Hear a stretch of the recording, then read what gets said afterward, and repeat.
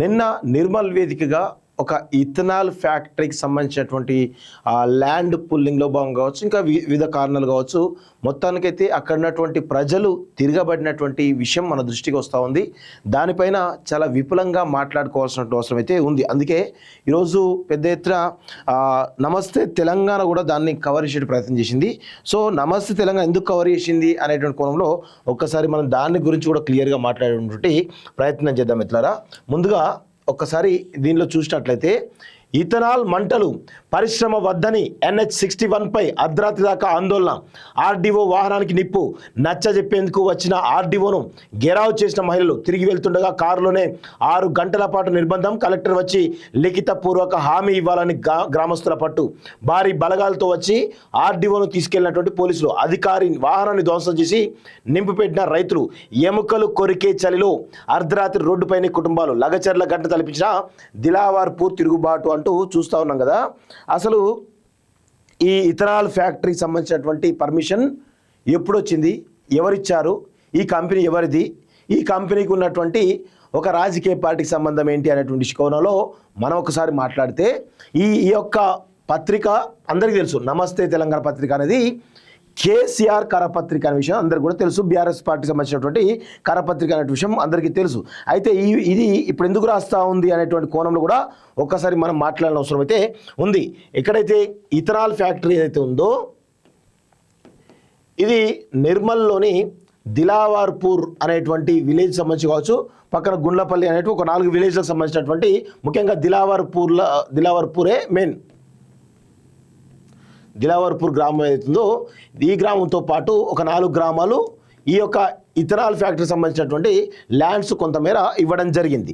So ethanol ఫ్యాక్టరీకి permission ఎప్పుడు వచ్చింది అంటే గత 2021-22 సంవత్సరంలో ఏది బీఆర్ఎస్ ప్రభుత్వం ఈ యొక్క ఇథనాల్ ఫ్యాక్టరీకి పర్మిషన్ ఇవ్వడం జరిగింది. అదేవిధంగా ఆ ప్రభుత్వ హయాంలోనే 4 గ్రామాల్లోనే ఉన్నటువంటి ప్రజలు ఎవరైతే ఉన్నారో వాళ్ళ భూములు ఇవ్వడానికి కొంతమేర భయపెట్టి అక్కడ ఉన్నటువంటి సర్పంచ్లను, ఎంపీటీసీలను అందరినీ కూడా భయపెట్టి పెద్ద ఎత్తున అది చేసాం. ప్రస్తుతం ఉన్నటువంటి ఎమ్మెల్యేకి సంబంధించినటువంటి భూములు కూడా ఇథనాల్ ఫ్యాక్టరీకే ఇవ్వడం జరిగింది అనేది చాలా స్పష్టంగా తెలుస్తూ ఉంది.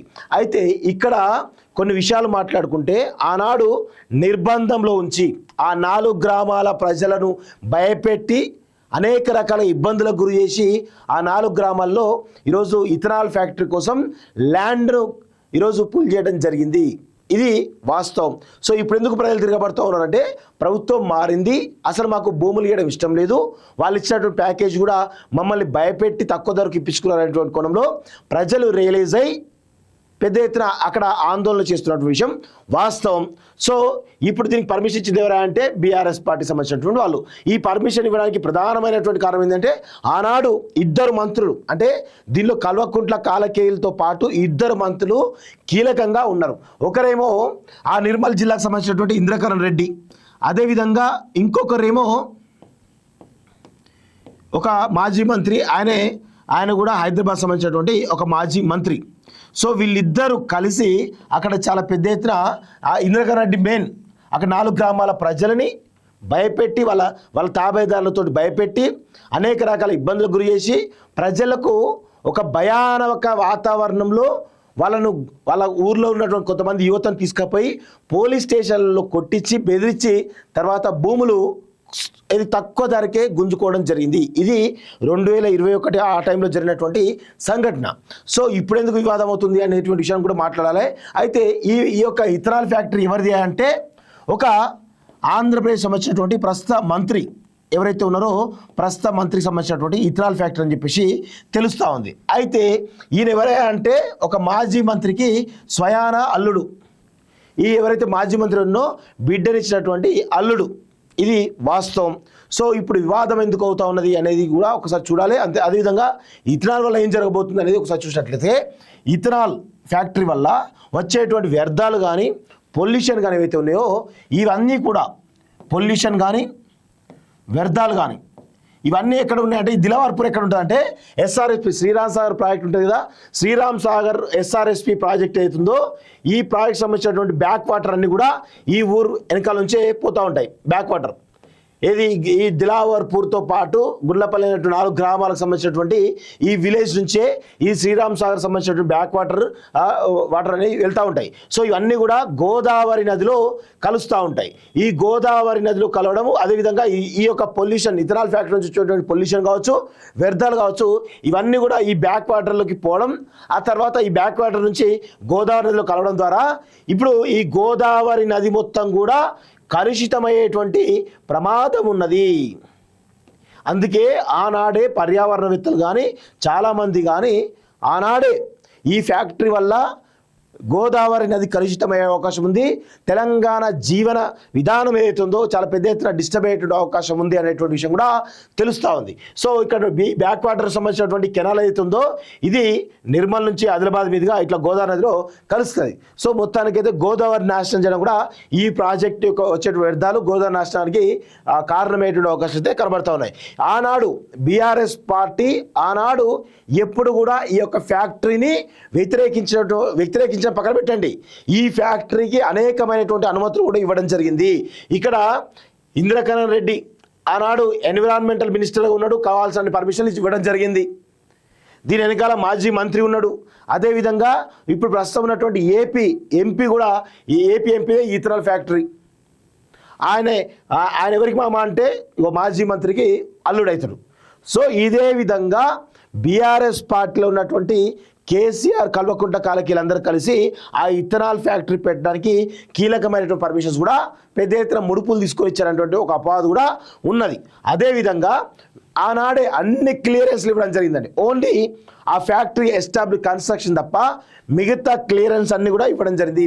పర్మిషన్స్ కానీ, ఎన్విరాన్మెంట్ క్లియరెన్స్ కానీ, ఇంకా ఇరిగేషన్ క్లియరెన్స్ కానీ చాలా రకాల క్లియరెన్స్లు ఇవ్వడం జరిగింది. ఆ తర్వాత ల్యాండ్ను కూడా కొన్ని వందల వేల ఎకరాల భూములను కూడా భయపెట్టించి బెదిరించి తక్కువ ధరకి ఆ ల్యాండ్ను మొత్తం కూడా పుల్ చేసి ఇచ్చినటువంటి ఘనత ఆనాటి బీఆర్ఎస్ ప్రభుత్వానిది. సో ఇప్పుడు గత 8 నెలలుగా అంటే ప్రభుత్వం మారిన తర్వాత ప్రజలు ఈ కల్వకుంట్ల కాలకీలకు ఇక భయపడలేదు, వాళ్ళు అధికారులు లేరు కాబట్టి మనం న్యాయపరంగా కొట్లాడాలనేటువంటి ఒక దాంతో గత కొన్ని నెలలుగా ధర్నాలు, రాస్తారోకోలు చేస్తూ వస్తూ ఉన్నారు. సో ఇది అసలు వ్యవహారం, దీని యొక్క అసలు కథ ఇది. అయితే ఇప్పుడు బీఆర్ఎస్ పార్టీ సంబంధించినటువంటి కేటీఆర్ లేకపోతే కేసీఆర్ లేకపోతే హరీష్ రావు దీనికి సమాధానం చెప్పేటువంటి దమ్ము ధైర్యం ఉందా? మీ ప్రభుత్వ హయాంలోనే వీటికి పర్మిషన్ ఇచ్చారా లేదా? క్లారిటీ ఇచ్చేటువంటి దమ్ము ధైర్యం ఉందా? దీనిపై మాట్లాడేటువంటి దమ్ము ధైర్యం ఉందా అని మేము అడుగుతూ ఉన్నాం. ఇందులో ఇంకొక విషయం కూడా చెప్పాలి మిత్రులారా, ఈ 4 గ్రామాలకు సంబంధించినటువంటి 2000 మంది ప్రజలు కుటుంబాలు ఏవైతున్నాయో ధర్నాలు చేస్తున్నారో అక్కడ ఉన్నటువంటి నిర్మల్ ఎమ్మెల్యే కూడా ఎందుకు స్పందించడం లేదో చెప్పాలి. దీని వెనక ఉన్నటువంటి గూడు పుటానేందో కూడా ప్రజలకు చెప్పాల్సిన అవసరం ఉందని చెప్పేసి కూడా నేను కోరుతున్నాను. ఎవరు అంటే బీజేపీకి సంబంధించినటువంటి బీజేఎల్పీ నేత ఎవరైతే ఉన్నారో ఏలేటి మహేశ్వర్ రెడ్డి కూడా మరి గతంలో ఆ 4 గ్రామాల ప్రజలకు న్యాయం చేస్తా అని చెప్పేసి ఓట్లు దండుకొని ఇప్పుడేమో ఆయన మరి ఎందుకు దీనిపైన మాట్లాడడం లేదో ప్రజలకు వివరణ ఇవ్వాల్సిందిగా నేనైతే కోరుతా ఉన్నాను మిత్రులారా. సో ఇది ఇథనాల్ ఫ్యాక్టరీ సంబంధించిన విషయం. దీన్ని ఈ గుమస్తా ఎట్లా రాస్తూ ఉంది అంటే ఇది తెలంగాణ ప్రస్తుతం ఉన్నటువంటి కాంగ్రెస్ ప్రభుత్వం ఏదైతే ఉందో ఆ ప్రభుత్వ నిర్లక్ష్యం వల్ల ఇదంతా జరుగుతూ ఉంది అనేది ఆ కోణంలో రాస్తూ ఉంది. అంటే ఈ కాంగ్రెస్ ప్రభుత్వానికి, ప్రస్తుతం ఉన్నటువంటి ప్రభుత్వానికి ఆపాదించే ప్రయత్నం చేస్తూ ఉంది. అందుకే చాలా క్లియర్గా అన్ని డీటెయిల్స్ తెలుసుకుని వస్తున్నాను. ఇంకా నేను చెప్తే చాలా రకాల ఏపీ మంత్రి ఎవరు, ఆ మంత్రికి బీఆర్ఎస్ పార్టీకి ఉన్న సంబంధం ఏంటో చెప్తే ఫ్యూజులు అవుట్ అయితే అందరికీ. సో అది నచ్చ చెప్పేందుకు చూడండి, జాతీయ రహదారిపై ఆందోళనకు దిగి నిర్మల్ ఆర్డీఓ రత్న కళ్యాణి వాహనాన్ని ధ్వంసం చేసి నిప్పంటిస్తున్న దిలావర్ గ్రామస్తులు. దిలావర్పూర్ మరో లగచర్ల తలపించింది. అంటే దీనిని లగచర్లకు కంపారిజన్ చేయడం ఏంది? లగచర్ల ఒక ఇష్యూ, ఇదొక ఇష్యూ. అసలు ఈ కంపెనీ ఏవైతే ఉన్నాయో ఇథనాల్ కంపెనీ అవుతుందో దానికి పర్మిషన్ ఇచ్చింది ఎవరు? దానికి అన్ని క్లియరెన్స్ ఇచ్చింది ఎవరు? ఆ ప్రజల భయాంభ్రాంతకు గురి చేసి ల్యాండ్ పుల్ చేసింది ఎవరు? ఇది తెలవాలి కదా అసలు విషయము. ఇది తెలియకుండా మీరు ఎట్లా ఈ లగచర్లకు అంటే ప్రభుత్వాన్ని ఎట్లయినా డ్యామేజ్ చేయాలనేటువంటి కొనలో మీరు వేసే తప్పడం కూడా ఈ ప్రభుత్వం మీద నెట్టేటువంటి ప్రయత్నం చేస్తూ ఉన్నారని చాలా స్పష్టంగా అర్థమవుతుంది. 8 నెలలు కాదురా నాయన, ఒక 5-6 సంవత్సరాలు బాగుండేది. 8 నెలలుగా ఏం చేస్తున్నారు వాళ్ళు? గత కొన్ని సంవత్సరాల నుంచి వాళ్ళు చేస్తూ ఉన్నారు. మరి అది కూడా చెప్తే బాగుండేది. ఎవడైతే ఈ రాష్ట్ర దిక్కుమాలను ఎవడైతే ఉన్నాడో వాడికి కొంచెం బుద్ధి వేసుకోవాలి. ఇది ఎవడైతే ఎడిటర్ ఎవడైతే ఉన్నాడో వాడు కూడా కొంచెం బుద్ధి వేసుకోవాలని చెప్పేసి కూడా నేను కోరుతా ఉన్నాను. సో నిర్మల్ జిల్లాలో రైతులు చేస్తున్న ఆందోళన ఉధృతమైంది. కడుపు మండిన అన్నదాతల నినాదాలతో మంగళవారం దిలావర్పూర్ జాతీయ రహదారి దద్దలింది. కడుపు మండిన అన్నదాతల నినాదాలు, కడుపు మండిన అన్నదాతలు అని చెప్తాను కదా. ఎవరి వల్ల కడుపు మండింది? బీఆర్ఎస్లో కల్వకుంట్ల కాలకేయుల వల్లే కదా. అక్కడ ఉన్నటువంటి మాజీ మంత్రి ఇంద్రకరణ్ రెడ్డి వల్లే కదా. ఇప్పుడున్నటువంటి కల్వకుంట్ల కాలకేయుల వల్ల ఎంత జరిగింది? మరి దీని గురించి ఎందుకు మాట్లాడరు? ఇది అసలు విషయం. దీని వెనకాల ఉన్నటువంటి కుట్రను మనం చెప్పాలి. దిలావర్పూర్ జాతీయ రహదారి దద్దరిల్లింది. దాదాపు 4 గ్రామాలకు చెందిన 4000 మంది రైతులు, యువకులు, మహిళలు కుటుంబాలతో సహా రోడ్డుపైనే బైఠాయించడంతో కిలోమీటర్ల మేర వాహనాలు స్తంభించిపోయాయి. ఉదయం నుంచి అర్ధరాత్రి వరకు రోడ్డుపైనే వంట వార్పు చేసి సామూహిక భోజనాలు చేసి బాధితులు నిరసన తెలిపారు. నచ్చజెంపేందుకు వచ్చిన నిర్మల్ ఆర్డీఓ రత్న కళ్యాణి కూడా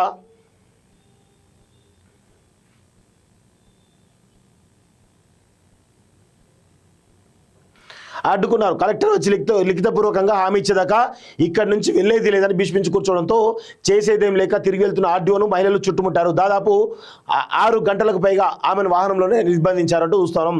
కేసులు పెడతామని పోలీసులు భయపెడతారు. ఇది గతంలో కూడా మీకు ఈ విధమైనటువంటి పరిస్థితి ఉంది అనేటువంటి విషయం గుర్తుపెట్టుకోవాలి. ఇదంతా రాసిండు, నిరసన గురించి రాసిండు. కానీ ఇథనాల్ ఫ్యాక్టరీ ఎవరిది? దీనికి గతంలో పర్మిషన్ ఎవరు ఇచ్చారు? దీనికి ల్యాండ్ పూలింగ్ ఎవరు చేశారు అనేటువంటి విషయాలు ఎందుకు రాయలేదు? దయచేసి ఎవరైతే కృష్ణమూర్తి ఎడిటర్ గారు ఆ వివరాలు తెచ్చుకుని అవి కూడా రాస్తే బాగుంటుంది. మీ యొక్క జర్నలిజం అనేది, మీరు చేసేటువంటి జర్నలిజానికి కొంత, మీరు జర్నలిస్ట్ అని చెప్పుకోవడానికి కొంత సహేతుకత ఉంటుంది అనేది నా యొక్క అభిప్రాయం.